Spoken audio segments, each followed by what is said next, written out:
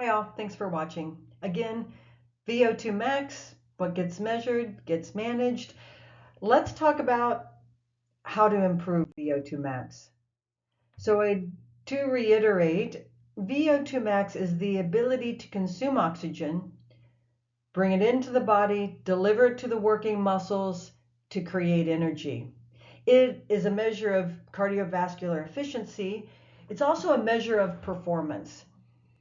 So if you would like to increase VO2 max, knowing a little bit about the three energy systems is going to be extraordinarily helpful. So our first energy system, oxidative energy system, it's responsible for long-term energy production. So it's using some carbohydrates or glucose, but this is where your fat max is. So meaning you're going to also be burning a lot of fatty acids. This is the system where you'll burn the most fatty acids. That's what I mean about your fat max. And this could be in running. Some people are very efficient. They can stay in this system as they're running, or it could be cycling. It really could be any activity over a long duration. As you start to work harder, then you're going to move into what's called the glycolytic system or anaerobic glycolysis. So this system starts to burn more carbohydrates or more glucose. You start to burn less fatty acids. You're also going to start to produce lactate. So this is that energy system where your jaw's going to drop. You're going to start to pull in air. You can no longer breathe only through your nose for most people. This is a little higher, or not little, this is actually a higher intensity energy system. The last energy system is your ATP-PC system or creatine phosphate system. This is for explosive activities. This is your powerhouse. This is your power system. So it's for sprinting, it's heavy lifting, it's explosive short activities. So the time frame for this particular energy system would be maybe 20 seconds, maybe a minute, but not much longer. So let's break this down a little bit more.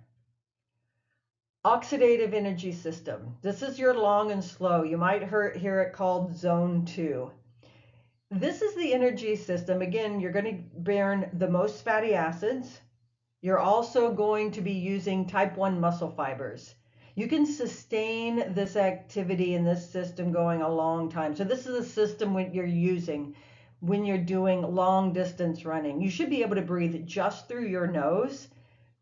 It still should be hard though. I do want to mention that when you're thinking about, I've got a certain amount of time over the next week, how am I going to allocate the time in the gym? So let's say you've got 3 hours.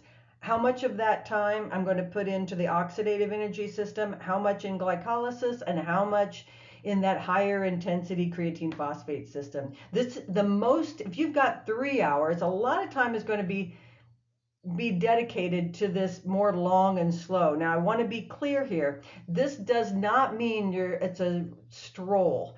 If you're training your VO2 max in this system, it should still feel hard. You should be able to breathe just through your nose for most people. That may not be true in all circumstances, but you should be able to breathe just through your nose, and it should feel hard. At the end of 30 minutes or an hour, you are definitely sweating. So I want to be clear that this energy system is still providing a stress to the system. It provides a stress that your body adapts. So ideally, if you train in this state, then you should be able to do more work over time. Meaning, I'm now have a higher output, but my heart rate isn't so high, or I can do more power at the same heart rate. So this is still training. It's not necessarily going out for a stroll. If a person wants to know how well their mitochondria are working, how efficient their mitochondria are, then the amount of power output while maintaining oxidative energy system, while maintaining lactate under 2 millimole, is going to tell you how well your mitochondria are working. The endurance athletes train 70 to 80% of their time is in this particular energy system. They spend a lot of time there for a couple different reasons. One, they spend so much time training, you can't always train at those high intensities because you can't recover from it. And they are the most metabolically efficient people on earth. So there is a solid reason why, if you've got a significant amount of time you can spend over the week, some or much of it is going to be spent in this system. It improves mitochondrial health. It does a lot of good. Now, the next system, I'm talking about glycolysis. So this is going to be, if you're thinking about zones 1 through 5, if oxidative energy system is zone 2, glycolysis is zone 3 and 4. So this is a system that you're going to, maybe you could sustain it for an hour, but that's going to be a bit of a pain train, meaning it's going to be hard. This is a significant amount of work.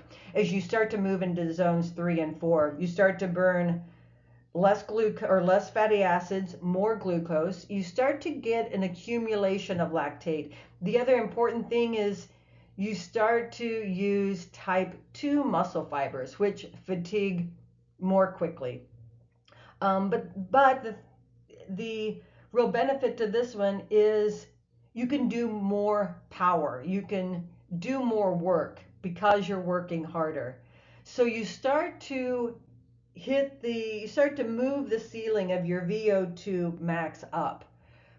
The last system, a short period of time should be spent in this system, although it's not appropriate for everyone, is you might say zone 5, or your creatine phosphate system. This is an all-out effort, and it's going to be short bursts. Like I said, maybe it's 20 seconds, maybe up to a minute, but likely at the end of that minute, you don't have the same power output that you had at the first 30 seconds. You're going to see it gradually decline. Extremely difficult. So maybe a short period of time in this energy system, but again, it's not appropriate for everyone. But do know that for those of you who it is appropriate for, getting in these short bursts is a great idea. So depending on the amount of time a person has, really determines how much time you're going to put into each of those energy systems. They all work together. You could think of it as a spectrum. They all work together. And if you can build a base with your oxidative energy system, you build the height with the other two systems, the higher intensity systems.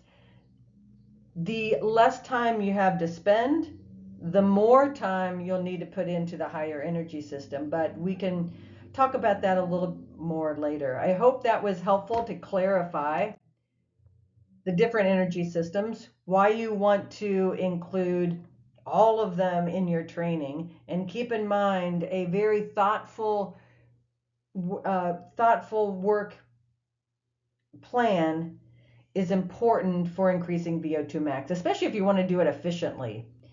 You don't want to spend time in the gym working hard but not being efficient. So if you're curious about your VO2 max, you want to get it measured, give me a call. We'll talk about where you're at and how to improve it.